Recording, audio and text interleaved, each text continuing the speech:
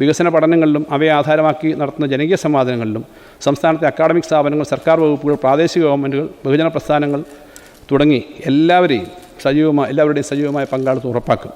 Sir, ഓരോ മേഖലയിലും പുരോഗതി സർക്കാർ ഏജൻസികൾ അവതരിപ്പിക്കും. ഇതുമായി ബന്ധപ്പെട്ട് ശരാശരി 10 ലക്ഷം രൂപ വീതം നൽകുന്ന 50 ഗവേഷണ പ്രൊജക്റ്റുകൾ കേരളത്തിലെ ഉന്നത വിദ്യാഭ്യാസ ഗവേഷണ സ്ഥാപനങ്ങൾക്ക് നൽകും. സ്ഥിതിവിവരങ്ങളും ഇതര തെളിവുകളും സഹിതം തയ്യാറാക്കുന്ന പ്രബന്ധങ്ങൾക്ക് പാരിതോഷികം നൽകും. സർ, 2001 കേരളത്തിലെ നഗര ജനസംഖ്യയുടെ അനുപാതം 25.96%. 2011 അത് 47.72% ഉയർന്നു. 2031 ആകുമ്പോഴേക്കും കേരളത്തിൻ്റെ ജനസംഖ്യയിൽ 70% നഗരവാസികളായിരിക്കും എന്ന് കണക്കാക്കപ്പെടുന്നു. നഗരവൽക്കരണത്തിൻ്റെ വേഗത ഇനിയും വർദ്ധിക്കാനാണ് സാധ്യത. സർ, മുൻകൂട്ടി ആസൂത്രണം ചെയ്യാനായാൽ നഗരവൽക്കരണത്തെയും സാമ്പത്തിക വളർച്ചയെയും സമന്വയിപ്പിച്ച് കേരളത്തിന് മുന്നോട്ട് പോകാനാവും. ഈ ലക്ഷ്യം മുൻനിർത്തിയാണ് ഇന്ത്യയിൽ ആദ്യമായി കേരളം ഒരു അർബൻ കമ്മീഷനെ നിയമിച്ചത്. വിശദമായ ചർച്ചകളുടെ അടിസ്ഥാനത്തിൽ അർബൻ കമ്മീഷൻ ശുപാർശകൾ നടപ്പിലാക്കും.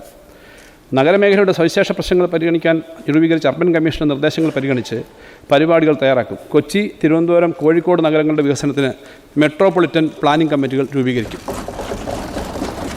കേരളം അതിദരിദ്രരില്ലാത്ത സംസ്ഥാനമായി മാറുകയാണ്. ഭവനരഹിതരും ഭൂരഹിതരും ഇല്ലാത്ത സംസ്ഥാനമായി കേരളത്തെ മാറ്റുക എന്ന ലക്ഷ്യം വൈകാതെ സാക്ഷാത്കരിക്കാൻ കഴിയും. സർ, ജനകീയാസൂത്രണത്തിൽ നേട്ടങ്ങളെക്കുറിച്ച് അഭിമാനിക്കുകയും അത് നിലനിർത്താൻ പരിശ്രമിക്കുകയും ചെയ്യണം. അതോടൊപ്പം പോരായ്മകളും പരിഹരിക്കണം. ഉൽപ്പാദന മേഖലയിലും തൊഴിലവസര സൃഷ്ടിയിലുമാണ് ആഗ്രഹിച്ച പുരോഗതി ഉണ്ടാക്കാൻ കഴിയാതെ പോയത്. കൃഷി, വ്യവസായം, മൃഗസംരക്ഷണം എന്നീ വകുപ്പുകളും പ്രാദേശിക സർക്കാരുകളും ചേർന്ന് ഈ പോരായ്മ പരിഹരിക്കുന്നതിനുള്ള ശ്രമം ആരംഭിച്ചിട്ടുണ്ട്. സംരംഭക വർഷം പരിപാടിയുടെ ഭാഗമായി വ്യവസായ വകുപ്പിൻ്റെ സഹായത്തോടുകൂടി താഴെത്തട്ടിൽ സംഘടിപ്പിച്ച സംരംഭക സഭ ഇതിന് ഉദാഹരണമാണ്. ജനസംഖ്യാ പരിണാമം. സർ, 2024 കേരളത്തിൽ 3.48 ലക്ഷം കുഞ്ഞുങ്ങളാണ് ജനിച്ചത്. 2014 ഇത് 5.34 ലക്ഷമായിരുന്നു. 20 വർഷം മുമ്പ് 6 ലക്ഷത്തിന് മുകളിൽ കുട്ടികൾ ജനിച്ചിരുന്ന സ്ഥാനത്താണ് ഈ വലിയ കുറവുണ്ടായിരിക്കുന്നത്. സർ, ജനസംഖ്യാ പരിണാമവുമായി കൂട്ടിച്ചേർത്ത് വേണം കേരളത്തിൽ നിന്ന് പുറത്തേക്ക് ഉള്ള കുടിയേറ്റത്തെയും കാണാൻ. എല്ലാത്തരം പ്രവാസത്തെയും കണ്ണടച്ച് പ്രോത്സാഹിപ്പിക്കുന്ന സമീപനം തിരുത്തേണ്ടതുണ്ട്.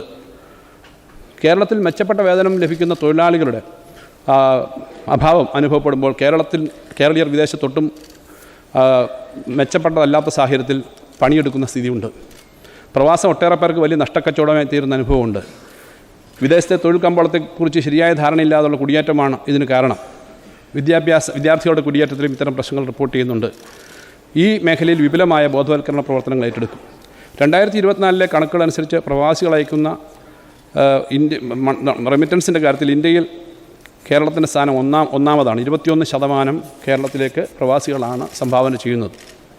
സർ, ലോക കേരള കേന്ദ്രം. സർ, പ്രവാസികളുടെ നാടുമായിട്ടുള്ള ബന്ധം പ്രോത്സാഹിപ്പിക്കുന്നതിന് ലോക കേരള കേന്ദ്രങ്ങൾ സ്ഥാപിക്കണം എന്ന നിർദ്ദേശം ഉയർന്നു വന്നിരുന്നു. ലോക കേരള കേന്ദ്രത്തിൽ ഇതിനായി കേരളത്തിൻ്റെ ഒരു പരിച്ഛേദം ഒരുക്കണം എന്നതാണ് നിർദ്ദേശം. കേരളീയ ഭക്ഷണ വിഭവങ്ങൾ ലഭ്യമാക്കുന്ന ഫുഡ് കോർട്ടുകൾ, നാടൻ ഉൽപ്പന്നങ്ങളുടെയും കരകൗശല വസ്തുക്കളുടെയും വിപണനശാലകൾ, നാടൻ കലാരൂപങ്ങളുടെ അവതരണം, സമീപ ജില്ലകളിലെ വിനോദസഞ്ചാര കേന്ദ്രങ്ങളിലെ ടൂർ പാക്കേജുകൾ തുടങ്ങി ലോക കേരള കേന്ദ്രത്തിൽ ലഭ്യമാകണം. കേന്ദ്രം സന്ദർശിക്കുന്നവർക്ക് താമസിക്കാനുള്ള സൗകര്യം ഉണ്ടാവണം. പ്രവാസി സംഘടനകൾക്ക് അവരുടെ അംഗങ്ങളെയും സുഹൃത്തുക്കളെയും ഉൾപ്പെടുത്തി നാട്ടിലേക്ക് വിനോദസഞ്ചാര പരിപാടികൾ സംഘടിപ്പിക്കാം.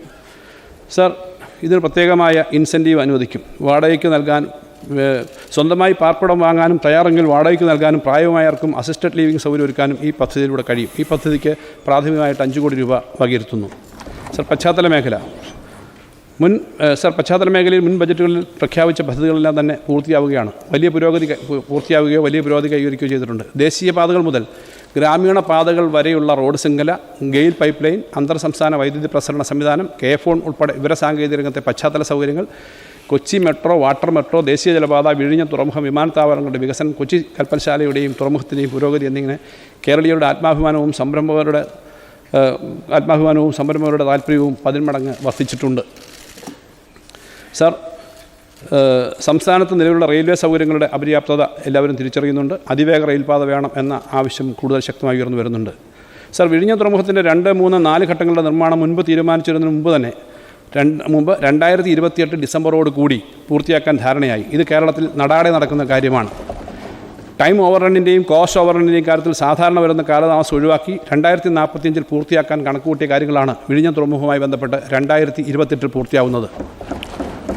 സർ, തുറമുഖ അനുബന്ധ പ്രവർത്തനങ്ങൾക്കായി കേന്ദ്ര സംസ്ഥാന സർക്കാരുകൾ ഏറ്റെടുക്കേണ്ട മുഴുവൻ ചെലവും ഇതുവരെ വഹിച്ചത് സംസ്ഥാന സർക്കാരാണ്. വയബിലിറ്റി ഗ്യാപ്പ് ഫണ്ട് എന്ന നിലയിൽ കേന്ദ്രം ഏറ്റെടുക്കുന്ന തുകയും സംസ്ഥാനം നൽകേണ്ട അവസ്ഥയാണ്. സർ, തെക്കൻ കേരളത്തിൽ പുതിയ കപ്പൽ നിർമ്മാണശാല സ്ഥാപിക്കണം എന്ന നിർദ്ദേശം ഉയർന്നു വന്നിട്ടുണ്ട്.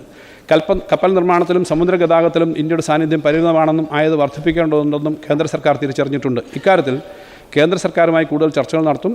കപ്പൽശാല തുടങ്ങാൻ കേന്ദ്ര സർക്കാർ മുൻകൈ എടുക്കുമെന്ന് പ്രതീക്ഷിക്കുന്നു. ഇക്കാര്യത്തിൽ സംസ്ഥാനം ഏറ്റെടുക്കേണ്ട ഉത്തരവാദിത്തങ്ങൾ നിർവഹിക്കും.